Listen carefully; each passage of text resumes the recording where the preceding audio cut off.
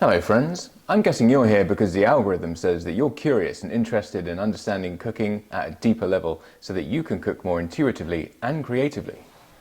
If you're a home cook, maybe you want to get away from using the same old recipes from the same old books. And if you're a pro, maybe you want to develop new flavors out of old ingredients. The ideas we'll be presenting on this channel will transform your understanding of cooking and help you to grasp what's going on in your fryers and your ovens and your crockpots, to help you cook whatever you want from scratch and make it delicious. But not without some experimentation and trial and error. You're not going to be intuiting these things from the get-go. So like, subscribe and click the bell to get more videos like this.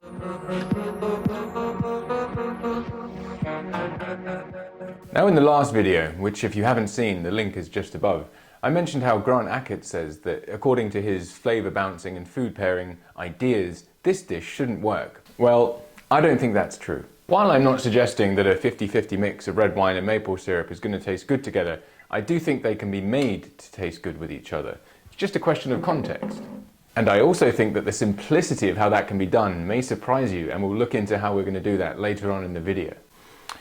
So let's unpack this. What are we starting with here? Well, in red wine, it's typically composed of 86% water. Then you have 12 to 14% of alcohol or ethanol, depending on the strength of the wine. You'll have 1% glycerol, which is another kind of alcohol. You'll also have some higher alcohols in there, which have the same functionality as alcohol, but they're slightly bigger. Now those groups combined make up about 98 to 99% of the wine, and what's left gives wine its characteristic colour and flavour. So in that 2%, we've got polysaccharides, which are sugars. A good wine will tend to have much less residual sugar, so maybe even like 0.2%, but a cheap wine will have much more sweetness, up to say 2-3%. We've got organic acids in there, which lend its sort of sour notes. We've got anthocyanins, polyphenols, and tannins, and they're kind of what we understand as giving wine its characteristic colour, flavour, and aroma. And these chemicals are also what are good for our health, and our microbiome in particular, and offer us a source of nutrition that you can't take in pill form. You have to drink the red wine. Now I have to talk a bit more about tartaric acid because its importance to chemistry and the development of the knowledge in the field is huge. So tartaric acid exists as two enantiomers, and if you've watched Breaking Bad, you'll be familiar with that idea that some compounds can exist as mirror images. Tartaric acid and these ideas were the subject of one of the most caustic letters ever written in chemistry. Now, Jacobus van Hoff was very young when he wrote these papers, and as with any new idea, he kind of upset the orthodoxy. And a professor named Hermann Kolb wrote, "A Dr. J.H. van Hoff has no liking apparently for exact chemical investigation. He considered it more convenient to mount Pegasus, apparently borrowed from the veterinary school, and proclaim in his Le Chemie dans l'espace how in his bold flight to the top of the chemical Parnassus, atoms appeared to him to be arranged in cosmic space." That was 1877, and they did things differently back then and were a lot more classy. If that were a YouTube video in 2023, I think it would probably look something like this.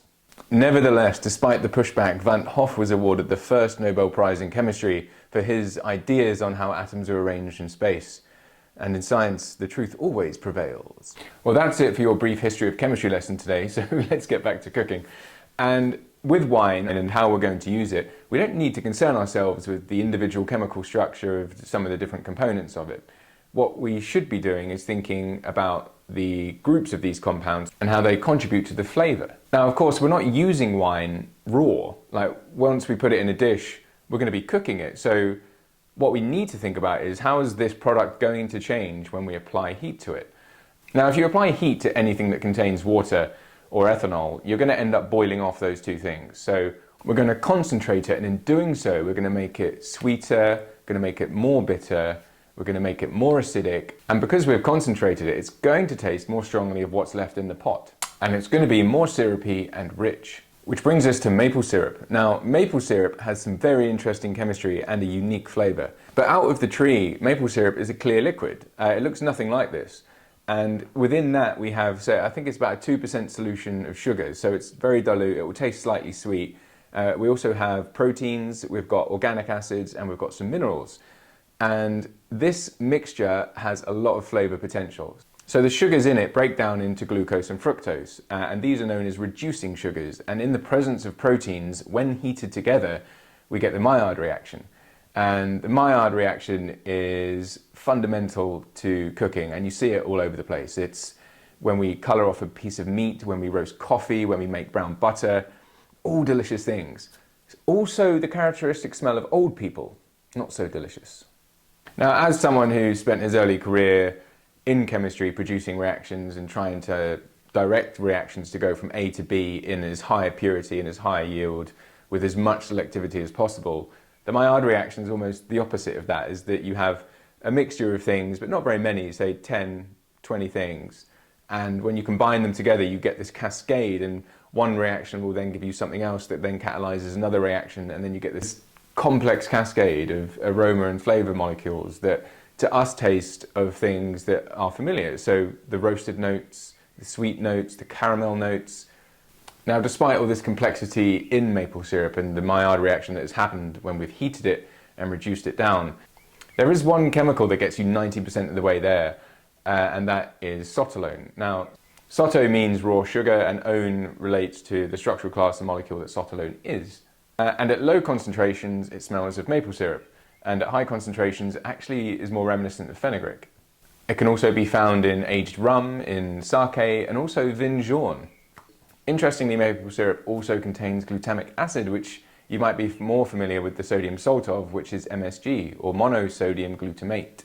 Now, if you're cooking and you've added salt to it and you have this in there, almost certainly you will have some MSG present.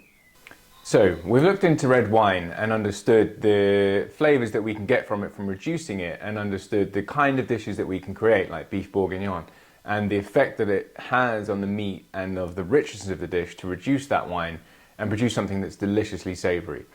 And with maple syrup, we've understood that the principal flavours come from the Maillard reaction, which are familiar from roasting meats, roasting coffee, peanuts, and anything that has sugars and protein in that we've exposed to a high heat. And we know that in the right context, red wine and roasted meats and roasted things go incredibly well together. And that's what we need to do with this dish.